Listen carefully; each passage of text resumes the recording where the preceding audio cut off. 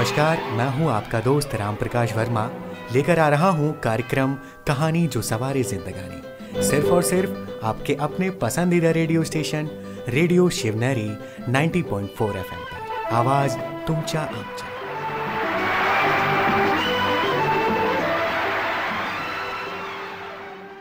नमस्कार, आप सुन रहे रेडियो शिवनेरी 90.4 FM। आप सभी का स्वागत है कहानी जो सवारे जिंदगानी इस प्रोग्राम में।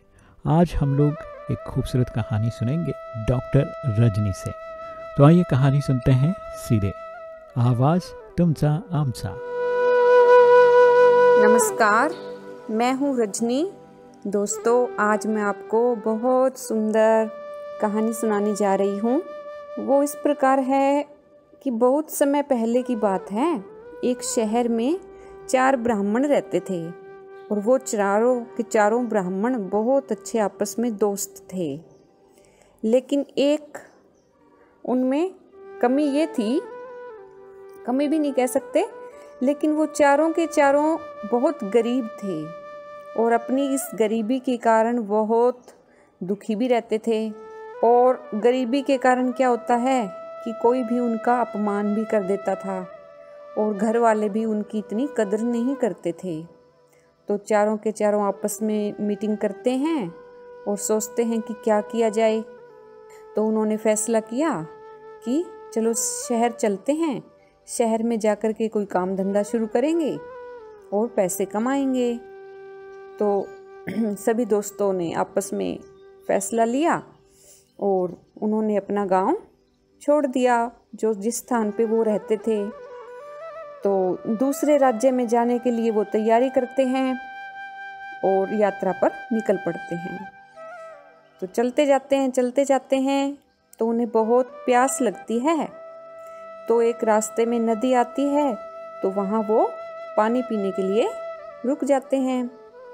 पानी पिया उन्होंने सभी ने और फिर स्नान भी कर लिया नदी में। फिर आगे की ओर चल पड़े। क्या हुआ कि कुछ दूर चलने के बाद उन्हें एक योगी दिखाई दिया जो तपस्या कर रहे थे।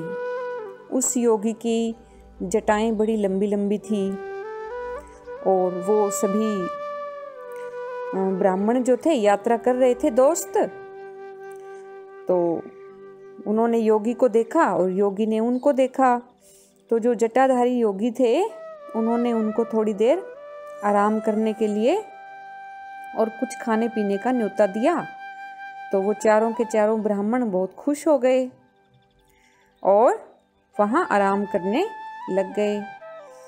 तो बातों बातों में योगी जी ने उनसे पूछा कि वो कहाँ जा रहे हैं और उनकी यात्रा का क्या कारण है।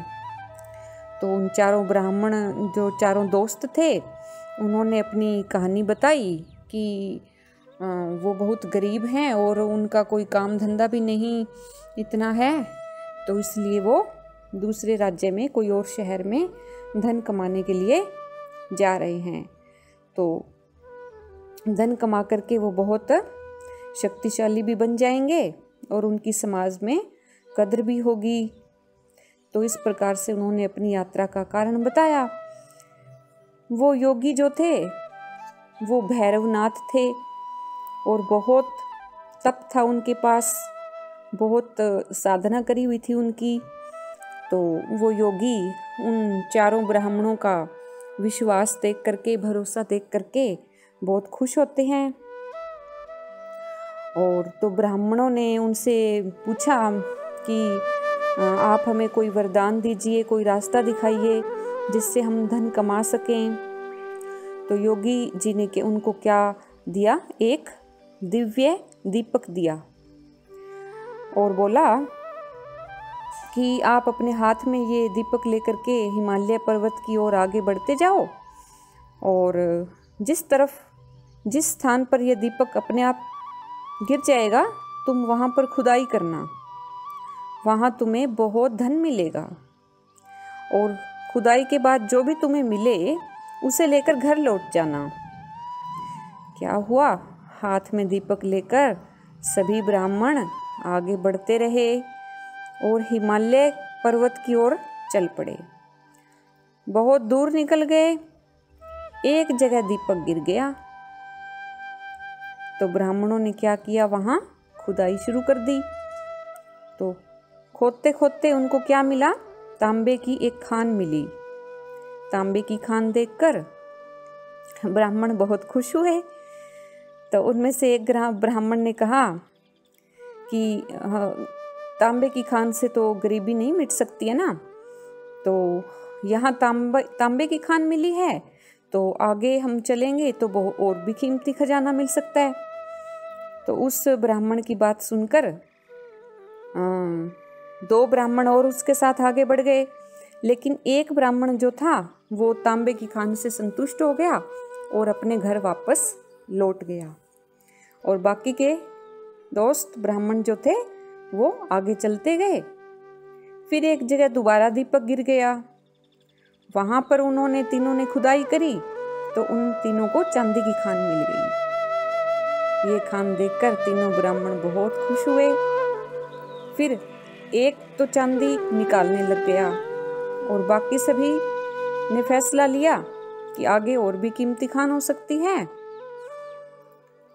तो इसलिए हम तो और आगे जाएंगे।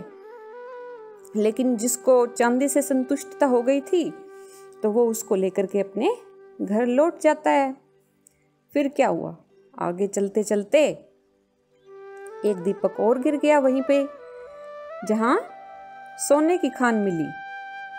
सोने की खान देखकर एक ब्राह्मण का मन का लोभ खत्म नहीं हुआ, लेकिन जो दूसरे वाला था उसने आगे चलने को मना कर दिया। गुस्से में जो लोभी ब्राह्मण था वो क्या बोलता है कि पहले तो तांबे की खान मिली, फिर चांदी की मिली और अब सोने की। सोचो आगे चलकर कितना कीमती खजाना मिल सकता है।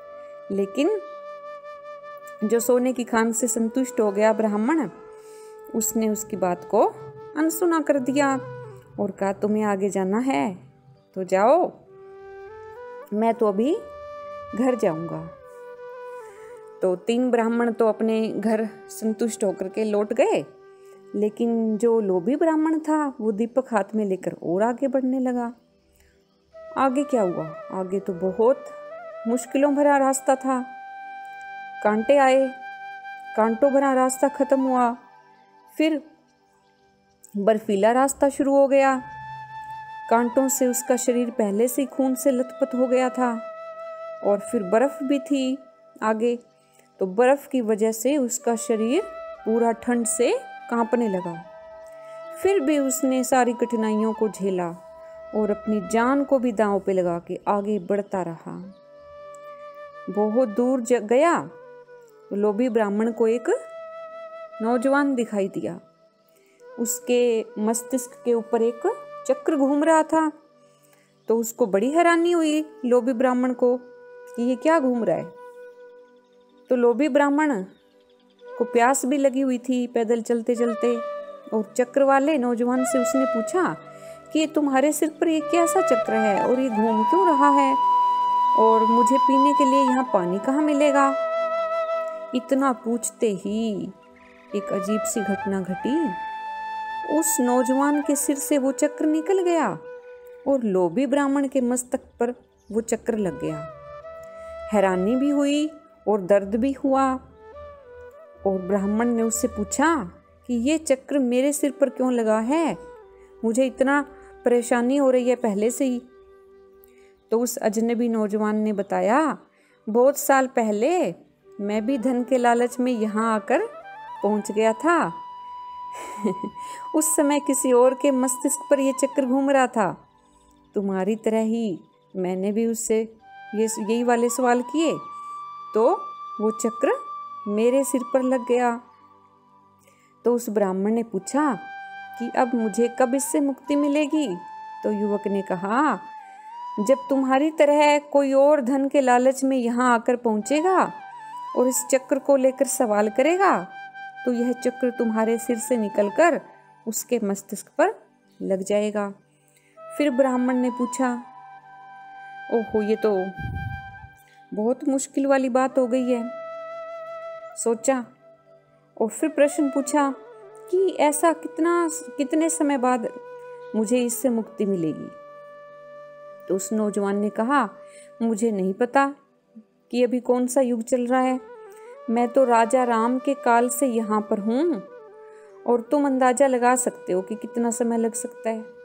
इतना बताकर वो नौजवान युवक तो वहाँ से चला गया, लेकिन ब्राह्मण जो है, जो लोभ कर रहा था, वो मन ही मन बहुत दुखी हो गया और चक्कर के घूमने से हो रहे दर्द से उसके आंसू भी निकलने लगे। तो हमें क्या सीखने को मिला? इस कहानी से हमें यही सीख मिलती है कि लालच जो है वो बुरी बला है। लालच हमेशा व्यक्ति को कष्ट और मुश्किल में डाल देता है। जितना हमें मिले उसी में संतोष करना चाहिए, लेकिन इसका मतलब ये भी नहीं है कि हमें मेहनत छोड़ देनी चाहिए। आगे बढ़ने की कोशिश तो करनी चाहिए, लेकिन संतुष्टता जो है वो सबसे बड़ा खजाना है। तो इसी अवस्था में रहते हुए हमें खुशी खुशी अपना जीवन जीना चाहिए था। डॉक्टर रजनी, बहुत बहुत धन्यवाद, शुक्रिया आपका। बहुत ही प्यारी सी कहानी आपने बताई और आशा करता हूँ हमारे सभी श्रोता मित्र जो इस वक्त कहानी सुन रहे थे उन्हें कहानी का जो सार है वो समझ में आ गया होगा। लोभ या फिर लालच बुरी बला कहा जाता है, इसीलिए कभी भी हमें जो है बहुत ज़्यादा लालच नहीं करना चाहिए और हमें इस पर काबू पाना चाहिए। हमें देखना चाहिए कि हमारी ज़रूरतें कितनी है, हमें कितना चाहिए, तो उस हिसाब से आपको अगर मिल जाता है तो बस वहीं पर रुक जाना चाहिए। और ज़्यादा लोभ करेंगे या लालच करेंगे तो क्या होगा, चौथे ब्राह्मण की तरह हमारा जीवन बन जाएगा। इसीलिए पहला, दूसरा, तीसरा इसी स्तर में रहिए और अपनी इच्छाओं को, अपने लोभ लालच की भावनाओं को, इमोशंस को आप थोड़ा सा कंट्रोल में रखिए और इसके लिए आप राजयोग का प्रयोग कर सकते हैं जिससे आपका लोभ लालच या इमोशंस, इस तरह के जो आते हैं नेगेटिव इमोशंस जो हमें ले डूबेंगे, ऐसे इमोशन पर काबू पाने के लिए एक ही मंत्र है, वो है राजयोग, जिसका अभ्यास आप कर सकते हैं। तो चलिए दोस्तों, फिर से एक बार बहुत सारी खुशियाँ, आप सदा खुश रहें। इन्हीं शुभकामनाओं के साथ फिर मिलेंगे एक नई कहानी के साथ। तब तक आप बने रहिए रेडियो शिवनेरी के साथ। आवाज़ तुमचा आमचा।